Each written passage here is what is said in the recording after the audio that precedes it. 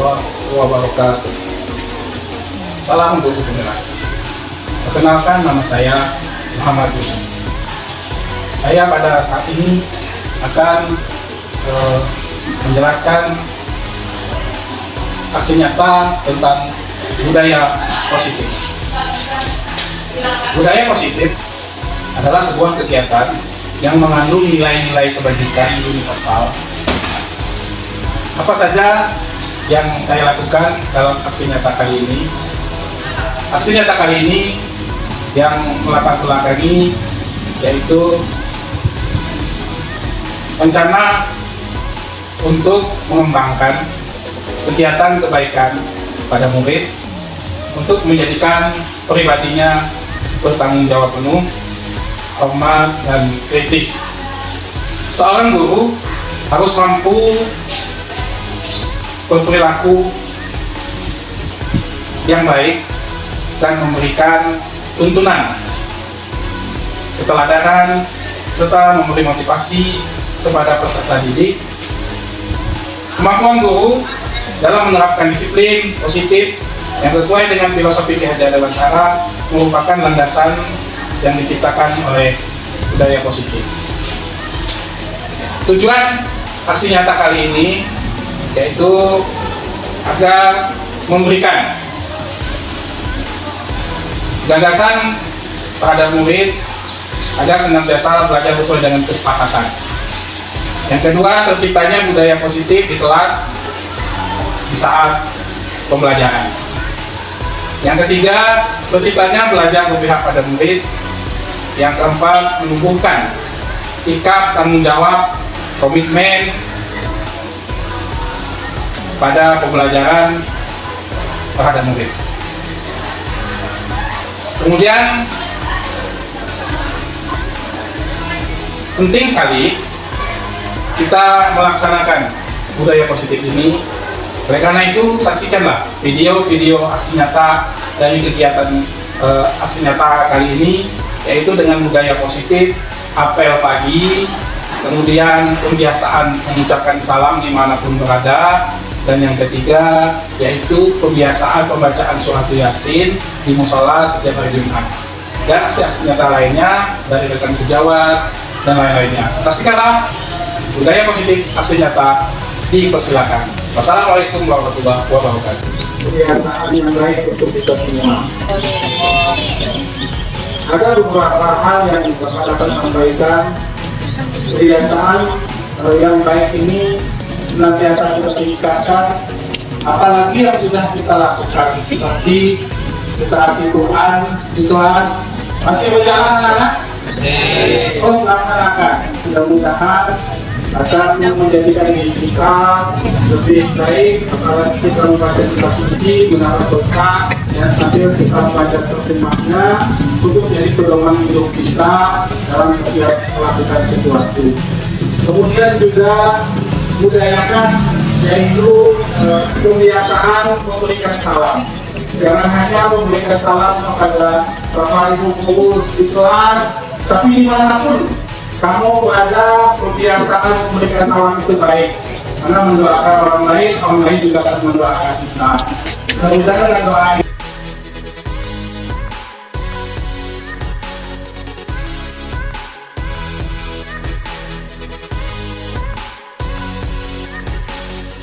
itu boleh dilihat. Kenapa di sini mengacu pada kurikulum Merdeka sekarang. Pada kurikulum Merdeka itu kita dituntut memerdekakan siswa sesuai dengan kodrat anak. Kodrat anak ini apa? Kodrat anak di sini itu adalah karakter siswa yang berbeda-beda. Jadi di sini Merdeka Belajar itu kita tidak boleh memaksa lagi anak itu belajar sesuai dengan apa yang kita inginkan, melainkan kita yang mengikuti gaya belajar mereka. Itu intinya pada kurikulum Merdeka ini. Nah, pada keyakinan kelas ini sebenarnya hampir sama. Kalau pada peraturan itu biasanya dibuat oleh guru, di mana mau tidak mau, siap tidak siap, maka murid wajib mengikuti ketika dia melanggar. Nah, kalau pada keyakinan kelas ini, itu kita melibatkan semua siswa yang berada di dalam lingkungan kelas tersebut untuk melakukan keyakinan kelas seperti apa yang mereka inginkan dan kelas impian apa yang bisa dicapai dengan keyakinan kelas tersebut. Mungkin bisa dilihat seperti pada lanjut Bu Kolbi. Ini ada beberapa dokumentasi. Kalau Ibu Kolbi itu membuat keyakinan kelas di kelas 11 ATP 3 dan saya sendiri di kelas 11 APAT. Nah, di sini kami temukan nampaknya sama. Semua keyakinan kelas yang kami temukan, di situ siswa meminta pada keyakinan kelas ini siswa itu membuat kayak gini. Ada satu siswa juga membuat tidak boleh makan di dalam kelas di saat jam belajar. Nah, ketika mereka melanggar, maka mereka lah yang membuat sanksinya. Jadi di sini beban kita sebagai orang guru itu hanya menuntun dan hanya mengingatkan saja. Ketika ada yang melanggar, ayo siapa keyakinan apa yang telah kita buat, sehingga anak di dalam belajar sesuai dengan permintaannya sendiri. Dan ada juga yang membuat, Bu, pada keyakinan itu ada yang membuat seperti ini, Bu, belajarnya jangan menonton di dalam kelas. Selama ini kan siswa tidak berani mengutarakan karena takut. Siswa itu hanya mengikuti, gurunya minta belajar di kelas, mau tidak mau siswa ngikut ya. Oh ya udah kita belajar di kelas, padahal siswa itu pengen juga belajarnya yang tidak menonton di dalam kelas atau prakteknya tidak itu saja. Itulah untuk keyakinan kelas. Sesungguhnya keyakinan kelas itu adalah sebuah peraturan yang dimana perubahannya peraturan itu dibuat oleh guru, tetapi keyakinan ini melibatkan siswa, guru hanya menuntunnya saja. Jadi ketika siswa itu melanggar, kita membangun motivasi di dalam diri mereka. Sama halnya dengan kita sendiri. Motivasi sesungguhnya itu datang dari diri kita, maka akan lama tahannya daripada motivasi intrinsik yang datang dari luar. Nah, itu saja untuk yang keyakinan kelas. Kalau untuk videonya mungkin tadi kami mau menampilkan video yang sudah kami lakukan, tapi mengingat waktu karena kita ada kegiatan sosialisasi lainnya, maka kami tampilkan hanya dokumentasinya saja. Dan untuk guru-guru yang mengajar di sekolah 8, mungkin bisa melihat sudah saya tempelkan di belakang, di bagian belakang kelas itu boleh dilihat untuk keyakinan kelas. Dan ketika siswanya melanggar, boleh dipakai. Kalau siswanya melanggar, teman kita mengingatkan, oh itu keyakinan sudah dilakukan, silakan sanksinya dari Anda untuk Anda, bukan dari guru. Selama ini kan sanksinya dari kita, jadi siswa itu, oh kita belajar dengan ibu ini, kalau tidak masuk, kita tahu aja, kita sudah tahu risikonya seperti ini. Nah, tetapi sekarang kita merubahnya lagi kepada motivasi dari anak itu. Sekolah itu apa sih? Seperti itu. Itu inti dari keyakinan kelas dan tujuan untuk pada kurikulum merdeka. Terima kasih. Itu yang dapat saya sampaikan, dan mungkin untuk berikutnya disampaikan sama Ibu Kolbi. Assalamualaikum warahmatullahi wabarakatuh.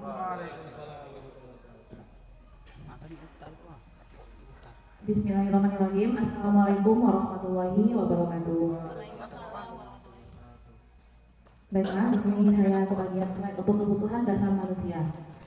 Nah, sedikit mereview yang dijelaskan Pak Solihin tadi dan dijelaskan oleh Ibu Tuti tadi. Di sini kami bertujuan untuk membedakan mana yang aturan, mana yang keyakinan kelas, mana yang hukuman, mana yang penghargaan, dan mana yang namanya restitusi. Nah, semua itu dilakukan karena sebuah motivasi. Kenapa ada motivasi? Karena ada beberapa kebutuhan yang harus dipenuhi oleh anak. Nah, ketika seorang siswa melanggar peraturan, itu merupakan salah satu wujud untuk memenuhi kebutuhan dasar yang ada pada dirinya. Nah, yang pertama yang ini kebutuhan bertahan hidup. Kita bisa melihat setelah apel pagi siswa banyak ke kantin, lalu kita marah-marah. Nah, itu merupakan sebuah kebutuhan yang ingin dimilikinya adalah kebutuhan untuk bertahan hidup. Karena kalau tidak makan pagi, mereka tidak konsentrasi dalam belajar karena perut mereka lapar. Nah, kebutuhan bertahan hidup. Kebutuhan bertahan hidup adalah kebutuhan inti yang harus dipenuhi oleh seorang manusia atau seorang murid. Selanjutnya, ketika siswa pergi ke kantin untuk makan, itu merupakan sebuah aturan yang sudah kita buat. Itu siswanya melanggar peraturan, sehingga kita menghukum siswa. Misalnya menulis saya tidak akan ke kantin lagi, itu namanya hukuman. Kamu kadang kantin, berarti kamu saya hukum. Hukumnya apa? Tulis sebanyak 100 lembar, saya tidak akan ke kantin lagi saat setelah apel. Nah, itu namanya hukuman. Tetapi apa yang dinamakan dengan namanya konsekuensi. Kalau konsekuensi kita tetapkan bersama siswa. Artinya, ketika kamu pergi makan ke kantin, ketika kamu terlambat ke sekolah, konsekuensinya apa? Konsekuensinya adalah misalnya memilih sampah, itu sesuatu yang positif. Selanjutnya, ketika kamu terlambat ke sekolah, konsekuensinya apa? Misalnya buat surat perjanjian, nah surat perjanjian itu tidak ada gunanya. Nah, yang ada gunanya, misalnya mungkin sampah. Selanjutnya, apa yang dinamakan dengan restitusi? Restitusi itu adalah ketika seorang siswa misalnya terlambat, kita nanya kepada siswa, untuk memperbaiki kesalahan kamu ini, apa yang harus kamu lakukan? Apa yang harus kamu lakukan di depannya? Supaya kamu tidak terlambat lagi. Kita harus tanya dulu alasan-alasannya apa. Nah, alasan-alasannya apa? Pasti mencakup 5 ini. Kebutuhan dasar manusia. Nah, kalau ke kantin tadi udah jelas, itu kebutuhan untuk bertahan hidup karena perlunya lapar dan konsentrasi dalam belanja. Selanjutnya adalah kebutuhan kasih sayang dan rasa ingin diterima. Misalnya kita seorang guru, terkadang istilahnya memang siswa ini ada kemampuannya yang tinggi, rendah, sedang. Terkadang kita hanya cenderung kepada kemampuan siswa yang tinggi, sehingga siswa yang lain bilang, nah ibu pilih kasih. Sehingga mereka, karena pilih kasih itu mereka bikin keributan. Nah itu merupakan salah satu kebutuhannya. Kita harus saling menghargai dan menghormati siswa. Mungkin itu tertera dalam keyakinan kelas. Selanjutnya kebutuhan dasar manusia adalah penguasaan atau kebutuhan pengakuan atas kemampuan. Kemarin tanggal 10 November 2022 terjadi di kelas saya sendiri. Nah mungkin saksinya ada juga Pak Pilos. Nah saya sudah menunjuk seorang siswa untuk lomba nyanyi. Ternyata ada siswa lain yang lomba nyanyi. Kemarin dia tidak mau, sekarang dia mau. Nah kenapa dia mau? Karena dia mampu dan karena dia rasa hatinya itu dia mampu untuk melaksanakan lomba nyanyi. Tetapi yang lebih dahulu untuk mengajukan nama temannya. Nah, akhirnya apa? Akhirnya siswa tersebut merajuk kepada saya wali kelasnya, tetapi saya bilang, kenapa dari awal tidak kamu bilang dengan ibu kalau kamu pengen? Ya karena ibu nggak percaya diri dengan saya, karena ibu nggak percaya dengan saya, karena ibu nggak yakin dengan saya atas kemampuan saya. Nah itu salah satu kebutuhan dasar manusia yang butuh pengakuan. Siswa juga butuh pengakuan dari seorang gurunya. Ketika dia bisa menjawab soal dengan baik, butuh apresiasi. Ketika dia melaksanakan tugas tepat waktunya, butuh apresiasi. Kalau tidak apa? Misalnya tugasnya tidak kita koreksi, tidak kita masukkan ke buku nilai. Untuk apa buat tugas kalau tidak dikoreksi? Nah, hilang motivasinya. Sehingga ketika hilang motivasinya, banyaklah nanti pelanggaran yang akan dibuat oleh siswa tersebut. Oleh sebab itu, kebutuhan dasar 5 kebutuhan dasar manusia ini harus kita penuhi sebagai seorang guru. Selanjutnya kebebasan, kebutuhan akan pilihan. Tadi pagi, contohnya saja, kebebasan tidur di kelas. Nah, dia merasa bebas kalau dia tidur. Dia merasa kalau dia memakai baju bebas, dia merasa baju kaos, dia merasa bebas, merasa nyaman. Nah, itu merupakan salah satu kebutuhan hidupnya adalah kebebasan dan tidak terikat pada peraturan. Begitupun juga kita. Kebebasan di sini adalah dia ingin merdeka tanpa aturan. Tetapi kita yang namanya sebuah institusi tetap harus mempunyai norma-norma, tetapi bukan aturan. Norma-norma yang harus disepakati dan keyakinan kelas yang harus disepakati. Mulai dari kelas dulu baru nantinya terciptalah budaya positif di sekolah. Selanjutnya adalah kesenangan, kebutuhan untuk merasa senang. Misalnya pada saat belajar, siswa mulai tangannya seperti itu. Mulai tangannya, gratil mungkin ditunjukin kursi kawannya, mulai mengganggu temannya, membuat keributan, membuat lucu, apalagi membuat meme-meme yang lagi viral di TikTok. Nah, itu sebuah kebutuhan dasar manusia, kesenangan, sehingga dengan dia berbuat seperti itu, hatinya merasa senang. Nah, itu. Jadi, siswa kita membuat sebuah pelanggaran karena mungkin kebutuhan dasar manusianya seperti itu. Kebutuhan dasar manusianya yang harus dipenuhi. Nah, mungkin itu sekedar untuk kebutuhan dasar manusia. Selanjutnya, bagaimana posisi kontrol kita sebagai guru untuk mengontrol siswa ini agar tidak keluar dari norma-norma atau budaya positif yang ada di sekolah. Lanjut dijelaskan oleh Bapak Yusuf. Bapak Yusuf, kita silakan.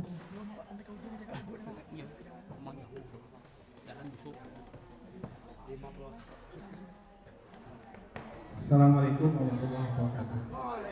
Bapak Ibu, 5 posisi kontrol yang sebagai langkah kita dalam pelaksanaan budaya positif. Yang pertama adalah menghukum, yang kedua membuat merasa bersalah, selanjutnya teman, kemudian memantau dan menilai. Menghukum, seorang hukum bisa menggunakan hukuman fisik maupun verbal. Guru yang menetapkan posisi penghukum akan berkata, patuhi aturan saya, kata awas, kamu selalu saja salah, selalu, pasti selalu, yang terakhir selesai. Guru seperti ini senantiasa percaya hanya ada satu cara agar pembelajaran bisa berhasil, yaitu cara diam adalah menghukum. Selanjutnya, membuat merasa bersalah. Pada posisi ini biasanya guru akan bersuara lebih lembut, membuat merasa bersalah, akan menggunakan keheningan yang membuat orang lain merasa tidak nyaman, bersalah atau rendah hati. Kata-kata yang keluar dari mulut akan seperti, ibu sangat kecewa sekali dengan kamu. Berapa kali bapak harus memberitahu kamu ya? Gimana coba? Kalau orang tua kamu tahu kamu berbuat begini. Di posisi ini, murid akan memiliki penilaian. Ya, penilaian ini yang tentang diri mereka, merasa tidak berharga dan telah mengecewakan orang yang disayanginya. Selanjutnya teman, guru pada posisi ini tidak akan menyakiti murid, namun akan tetap berupaya mengontrol murid melalui posisi teman. Pada guru bisa negatif atau positif. Positif di sini berupa hitungan dan yang terjalin antara guru dan murid. Guru di posisi teman menggunakan hubungan baik dan humor untuk mempengaruhi orang. Mereka akan berkata, ayo bantulah demi bapaknya.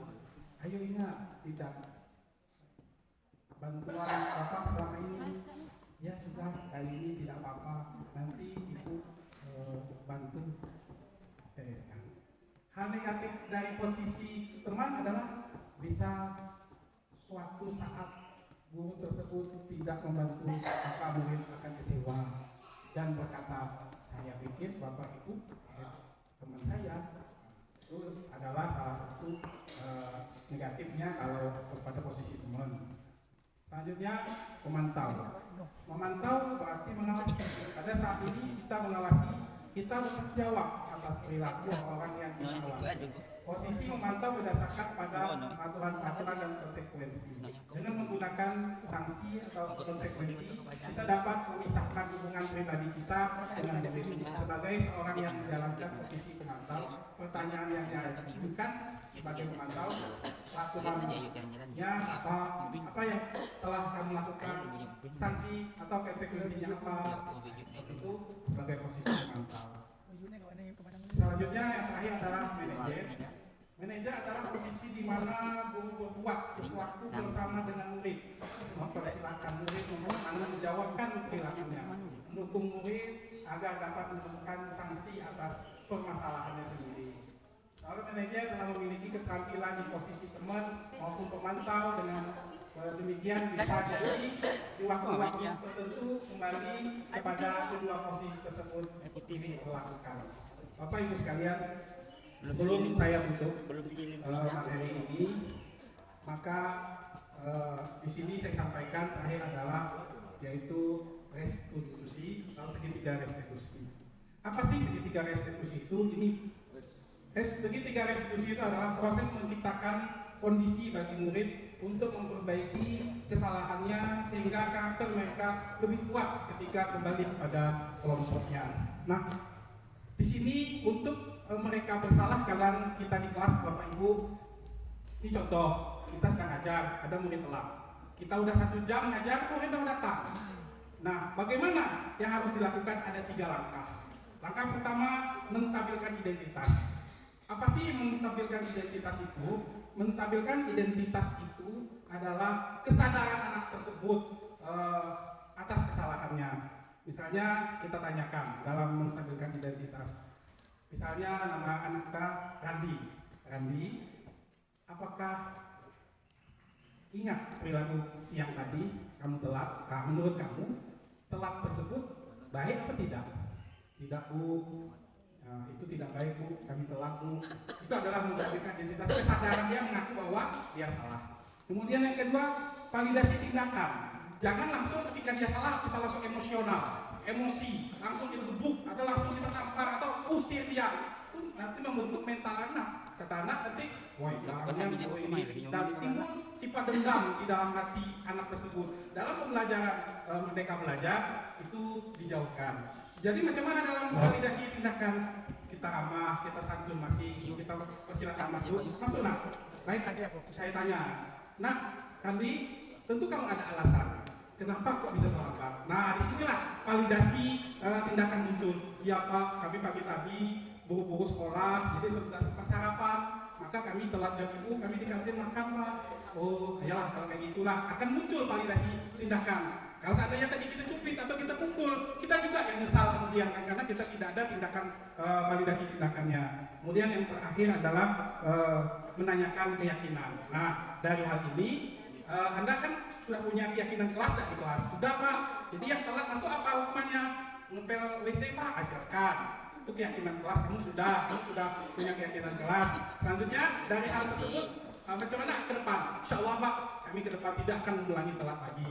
Nah, dalam proses segitiga restitusi seperti ini, insya Allah tidak ada dendam atas murid kita, tidak ada kita emosional. Insya Allah pembelajaran akan nyaman, tentram, dan kita disenangi oleh murid kita. Mungkin demikian Bapak Ibu sekalian pada pembahasan berbagi budaya positif kali ini. Mudah-mudahan ada manfaatnya. Sebelum saya tutup, kita akhiri dengan pembacaan doa. Al-Fatihah.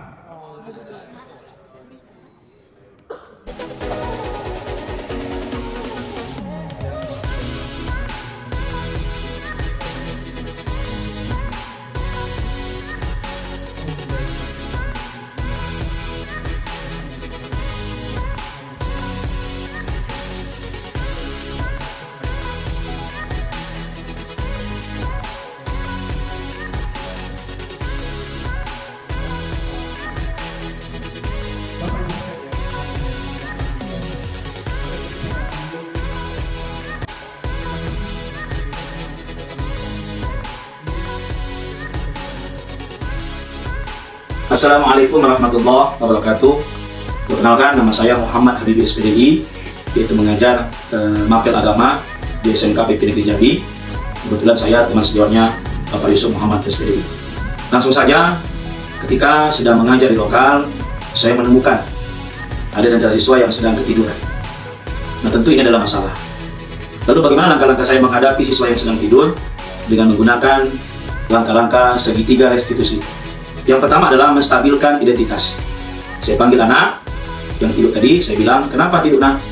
Ketika belajar, jawabannya, karena tadi malam melaksanakan atau melakukan tugas dari guru mapel yang lain, sehingga dia begadang, akhirnya ketiduran.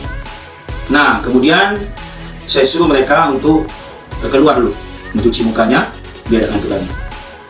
Lantas masuk ke lokal lagi, saya lakukan, yaitu yang kedua, memvalidasi tindakan.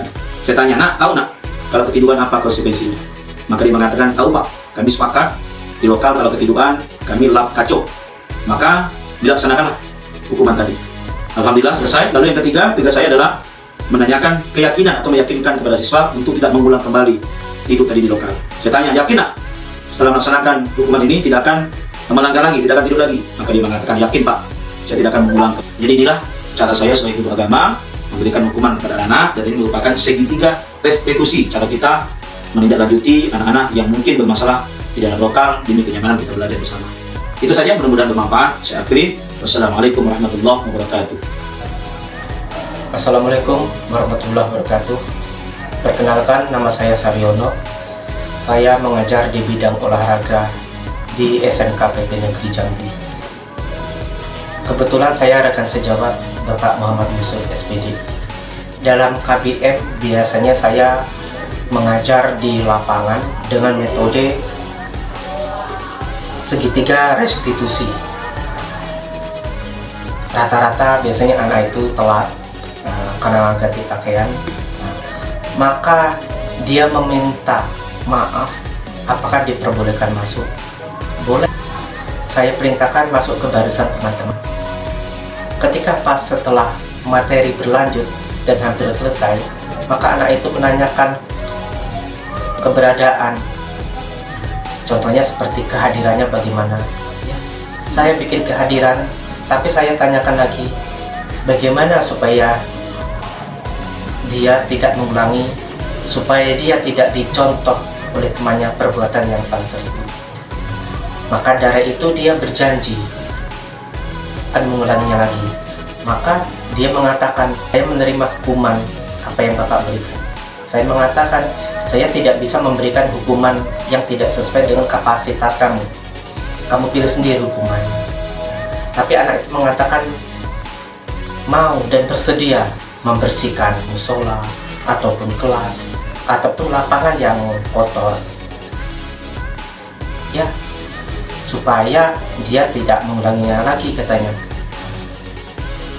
Jadi saya ya mengiyakan saja atas pendapat anak tersebut. Nah, itulah yang disebut dengan meyakinkan. Terima kasih. Hanya itu yang dapat saya sampaikan. Assalamualaikum warahmatullahi wabarakatuh.